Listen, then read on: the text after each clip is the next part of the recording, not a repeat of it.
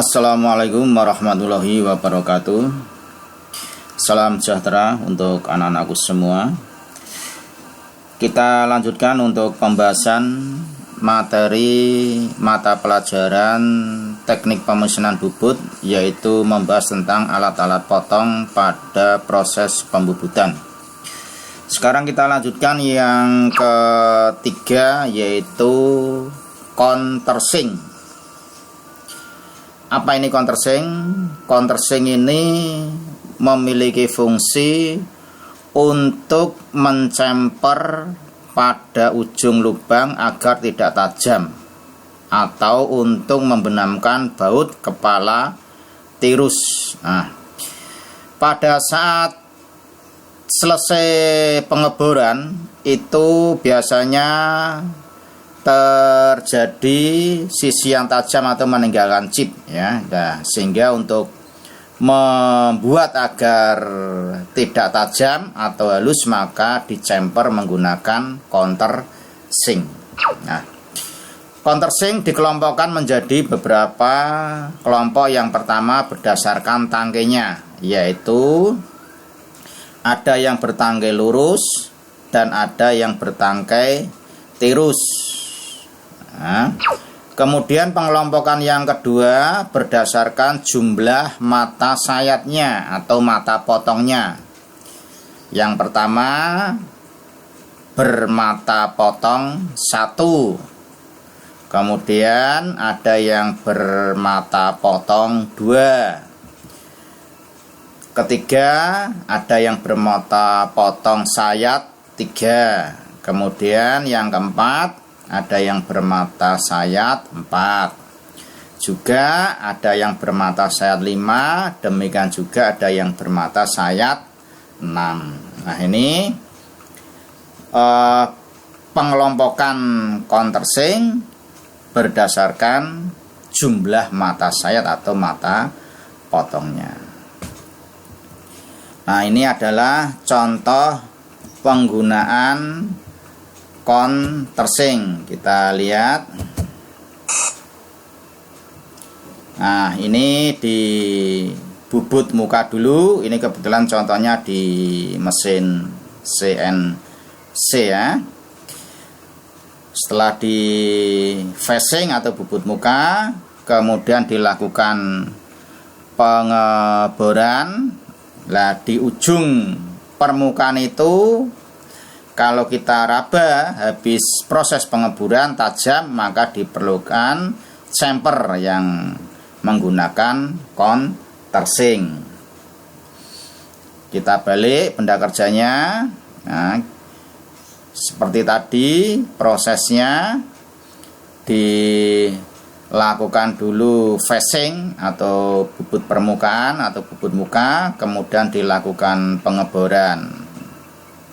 Nah, dari pengeboran ini kemudian nanti dicemper menggunakan countersink agar sisa atau bekas pengeborannya tidak tajam. Nah, itu kita perhatikan hasil dari penggunaan countersink. Baik, berikutnya adalah kita lanjutkan dengan pembahasan yang keempat, yaitu counterbore. Nah, counterbore ini fungsinya untuk apa? Yaitu untuk membuat lubang bertingkat yang berguna sebagai dudukan kepala baut. Kita lihat pengelompokannya. Counterbore ini juga dikelompokkan berdasarkan tangkai. Ada yang bertangkai lurus dan ada yang bertangkai tirus. Kemudian kalau kita kelompokkan dikelompokkan berdasarkan sisi ujung mata sayat. Yang pertama yaitu counterbore dengan pengarah, kemudian counterbore tanpa pengarah. Jadi ini masuk di yang menggunakan pengarah ini nanti masuk di lubang pengeboran pengarahnya. Kemudian kalau yang tanpa pengarah berarti nanti Setelah ada lubang ini baru melebarkan. Nah, ini kita lihat contoh penggunaan dari counter bur.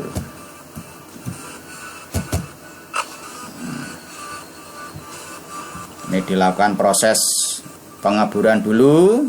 Nah, kita coba ini baut yang kepala L itu kan tidak masuk. Nah, ini tidak masuk. Nah, biar masuk maka harus dilakukan proses menggunakan counter bur. Nah, ini adalah counter bur yang ada pengarahnya. Nanti ini langsung masuk di lubang. Nah, lubang baru dilakukan counter burnya. Nah, sekarang baut yang tadi kepalanya bisa masuk. Nah, itulah fungsi dari counter bur.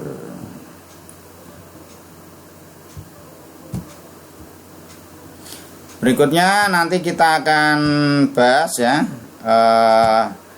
selanjutnya yaitu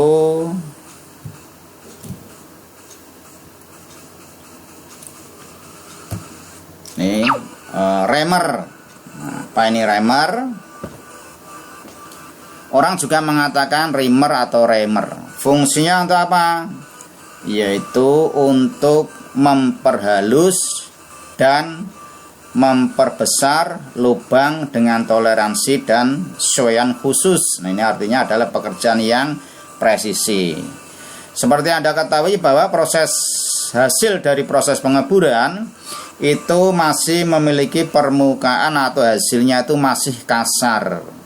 Sehingga kalau untuk toleransi khusus atau sesuaian khusus, maka harus diperhalus atau dihaluskan dengan menggunakan remer. Nah, kemudian ini sebelum ke penggunaan ini kita lihat dulu pengelompokan remer. Yang pertama berdasarkan fungsinya ya. Remer untuk lubang pin, yaitu untuk membuat lubang pin tirus yang memiliki ketirusan standar.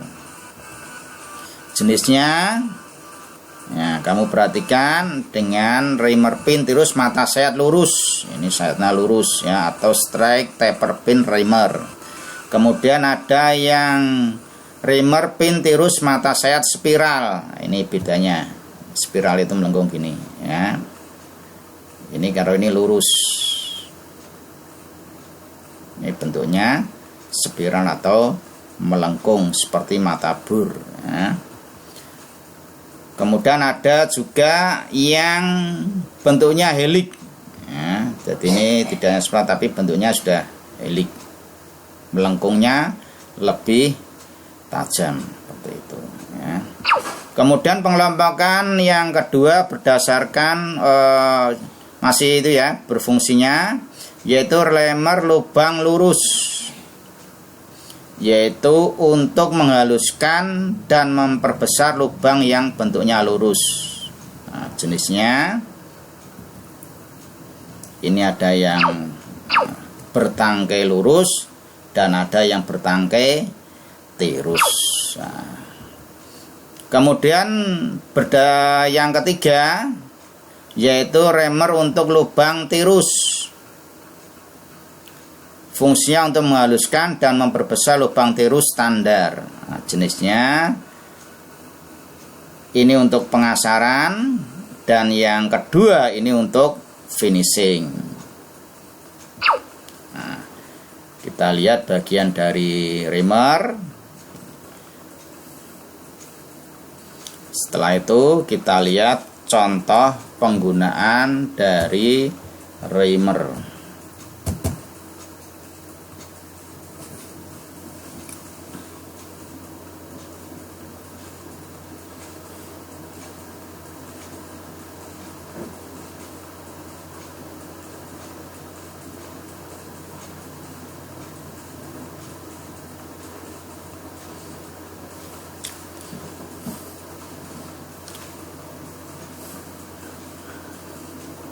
Dilakukan proses fishing dulu atau bubut muka.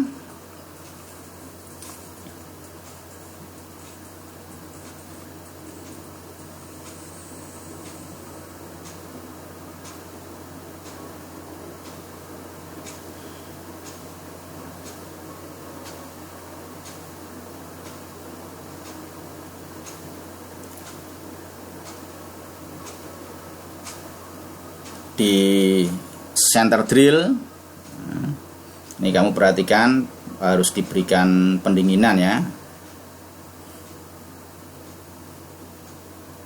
Center drill ini tahapan-tahapan dalam proses sampai ke reamer ya. Ini kemudian dilakukan proses pengeburan. Jadi center drill tadi berfungsi untuk memberi titik pusat untuk proses pengeburan berikutnya ya.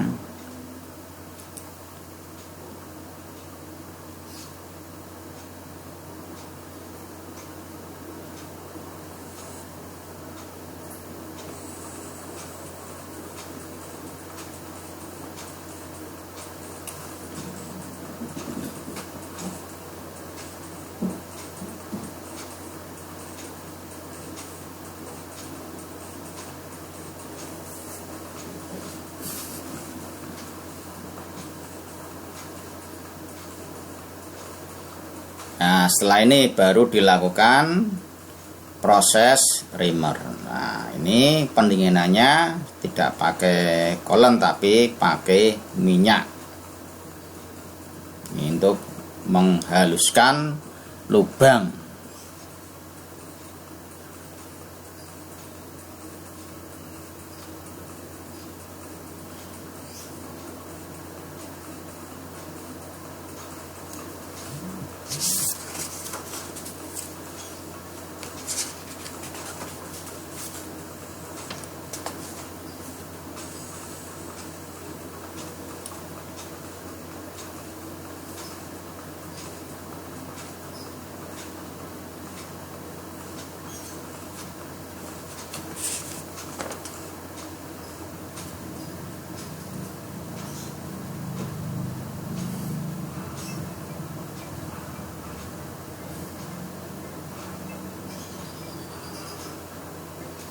Oke, baik, demikian pembahasan untuk alat potong